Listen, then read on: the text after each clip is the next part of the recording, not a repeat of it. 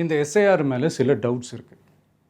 அது என்னென்னா, இந்த 6,36,00,000 வாக்காளர்களுக்கு ஒருத்தர் விடாமல் இந்த ஒரே மாதத்துக்குள்ளே எப்படி எல்லாருக்குமே அந்த ஃபார்ம் போய் ரீச் ஆகும்? ஒன்று. ரெண்டாவது, நீங்கள் வரும்போது வீட்டை பூட்டிட்டு வேலைக்கு போயிட்டு என்ன பண்ணுறது? இப்போ நீங்கள் வருவீங்கன்றதுக்காக வேலையெல்லாம் விட்டுட்டு வீட்டுக்குள்ளேயே உட்காந்துட்ருக்கணுமா? ஸோ இதில் மெயினாக பாதிக்கப்பட போகிறது உழைக்கிற மக்கள், ஏழைகள், வேலைக்கு போகிற பெண்கள். இவங்களுக்கு யார் கரெக்டான அந்த பதில் சொல்ல போகிறது? ஒரு நியாயமான எஸ்ஐஆர்னால் என்ன நடக்கணும்? இப்போது இறந்து போனவங்கள மார்க் பண்ணி அதுலேருந்து டிலீட் பண்ணணும். இப்போ போலி வாக்காளர்கள் இருந்தாங்கன்னா அவங்கள மார்க் பண்ணி டிலீட் பண்ணணும். இப்போ ஆல்ரெடி ஓட்டு இருக்கிறவங்களுக்கு எதுக்கு இந்த ரெஜிஸ்ட்ரேஷன் என்ற பேரில் இவ்வளவு குழப்பங்கள் அப்படின்றது தான் இங்கே கேள்வி. இப்போ புதுசாக வர வாக்காளர்களையோ இல்லை ஓட்டு இல்லாதவங்களையோ சேர்த்தா பத்தாதா? இப்போ ரீசெண்டாக நடந்த இப்போ எலெக்ஷன் 2021, 24 எப்படி எல்லாருமே ஓட்டு போட்டோம்? அதில் ஓட்டு போட்டவங்க கூட இப்போ புதுசாக ரெஜிஸ்டர் பண்ணணும்னா அது ஏன் அந்த கன்ஃபியூஷன் அப்படின்றதான் நாங்கள் கேட்குறோம். அதனால தான் நாங்கள் எஸ்ஐஆரை எதிர்க்கிறோம். இப்போ புதுசாக சில கம்ப்ளைண்ட்ஸ்லாம் வர ஆரம்பிக்குது. அது என்னென்னா, முக்கியமாக நம்மளுடைய டிவிகே தோழர்களுக்கு அந்த ஃபார்ம் கிடைக்க மாட்டேங்குது, கொடுக்க மாட்டேன்றாங்க அப்படின்ற சில கம்ப்ளைண்ட்ஸ். இது யார் பண்ணுறாங்க அப்படின்றது நான் தான் சொல்லி தெரிய வேணும்னு ஒன்றும் அவசியம் இல்லை உங்களுக்கு.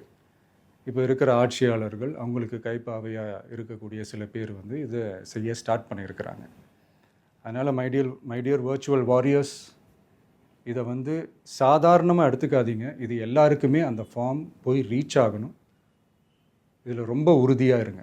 திரு விஜய் அவர்கள் கொஞ்சம் ஜனநாயகத்தை பற்றி, எஸ்ஐஆர்னா என்னன்னு கொஞ்சம் அவர் கொஞ்சம் ஆழ்வா புரிஞ்சு பேசினார்னா நல்லா இருக்கும். ஏன்னா ஒரு கட்சி தலைவர் முதல் தடவை தேர்தலை சந்திக்கிறாரு. ஆக்சுவலி அவருக்கு தான் இது ரொம்ப நல்லது. அன்னைக்கு தமிழிசை சவுந்தரராஜன் அவங்க சொன்ன மாதிரி விஜய் அவர்களுக்கு தான் இது ரொம்ப நல்லது. ஏன்னா இது இவர் முதல் தேர்தல் சந்திக்க போறாரு. திமுகவை எதிர்த்து நாங்க நிக்கிறோன்றாரு. அப்ப வாக்கு திருட்டை நம்பியே உயிர் வாழும் இந்த திமுகவை எதிர்க்க உங்களுக்கு இது மிக சிறந்த ஆயுதம்ல. விஜய் அவர்கள் இதை புரிஞ்சுக்கணும்.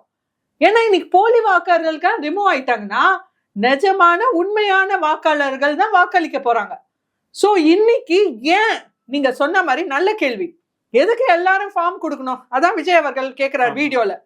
எதுக்கு நான் தான் 2021 வாக்களிச்சேன், நான் ஏன் திருப்பியும் ஃபார்ம் கொடுக்கணும்? ஏன்னா எவ்வளவு பேர் செத்து போயிருப்பாங்களே. அதுக்குள்ள 5 வருஷத்துல எவ்வளவு மாற்றங்கள் ஆயிருக்கும். யாராவது செத்து போயிருப்பாங்க, எல்லாம் யாராவது இடம் பெயர்ந்து வேற மாநிலத்துக்கு போயிருப்பாங்க, இல்லாட்டி வேற மாநிலத்து உள்ளவங்க இங்க வந்திருப்பாங்க, எவ்வளவா இருக்கலாமே. சோ இந்த சேஞ்சஸ், இந்த மாற்றங்கள்னா எப்படி வரும்? எப்படி அந்த பட்டியல்ல இந்த மாற்றங்களை கொண்டு வருது? விஜய் அவர்கள் முக்கியமா இந்த எஸ்ஐஆரை கையில எடுக்கிற மாதிரி திமுக அவர்கள் அரசியல் பண்றதுக்காகவே, ஏன்னா இன்னைக்கு வாக்கு திருட்டு நம்பியே இவ்வளவு நாள் நம்ம வந்துட்டோமே, ஐயோ எஸ்ஐஆர் வந்துச்சுன்னா நம்ம ஜோலி முடிஞ்சுது அப்படின்ற ஒரு பயத்துல அவங்க அரசியல் பண்றாங்களே தவிர எஸ்ஐஆரை விஜய் அவர்கள் இதை பத்தி யோசிக்கணும். நெக்ஸ்ட் இன்னைக்கு பீகார் எலெக்ஷன்ஸ் விஜய் அவர்களுக்கு ஒரு சிறந்த ஒரு முன்னோடி. ஏன்னா இன்னைக்கு பீகார் எலெக்ஷன்ஸ்ல என்டிஏ தாண்டி மகாகட்பந்தன் தாண்டி இன்னைக்கு யார் நின்றாங்க? பிரசாந்த் கிஷோர். அதாவது இந்தியா முழுக்க தேர்தல்ல ஒரு வல்லுநரா பார்க்கப்படவர். பல கட்சிகள் தான் வெற்றியை நோக்கி போறதுக்காக பிரசாந்த் கிஷோரை ஒரு அனலிஸ்டா, பொலிட்டிக்கல் அனலிஸ்டா வைக்கக்கூடிய ஒரு பிரசாந்த் கிஷோர் அவர்கள் இன்னைக்கு சோசியல் மீடியால பல லைக், ஷேர், கமெண்ட் வாங்கக்கூடிய ஒரு பிரசாந்த் கிஷோர் அவர்கள் சோசியல் மீடியால வைரலா இருக்கவர். இன்னைக்கு ஒத்த சீட்டு கூட வாங்கலையே. வரலாறு காணாத தோல்வி இந்த வாட்டி. முதல் எலெக்ஷன் இந்த வாட்டி. அதாவது இன்னைக்கு தாவேகாக்கும் பிரசாந்த் கிஷோருக்கும் இருக்கிற சிமிலாரிட்டி பார்த்தோம்னா அவ்வளோ 2 பேருமே ஒத்து போறாங்க. ஏன்னா சோசியல் மீடியால லைக், ஷேர், கமெண்ட் வாங்கறதெல்லாம் வாக்கா கன்வெர்ட் ஆகாது அப்படின்றதுக்கு ஒரு நல்ல அத்தாட்சி. நெக்ஸ்ட் முதல் தடவை தேர்தல் சந்திக்கிறாரு. அதுவும் நம்ம இங்க அதே பேட்டர்ன் பாக்குறோம். நெக்ஸ்ட் நான் கூட்டணி ஏதோ சேர மாட்டேன், தனிச்சே போட்டியிடுவேன் அப்படின்னு நிக்கிறாரு. அதையும் இங்க பாக்குறோம். சோ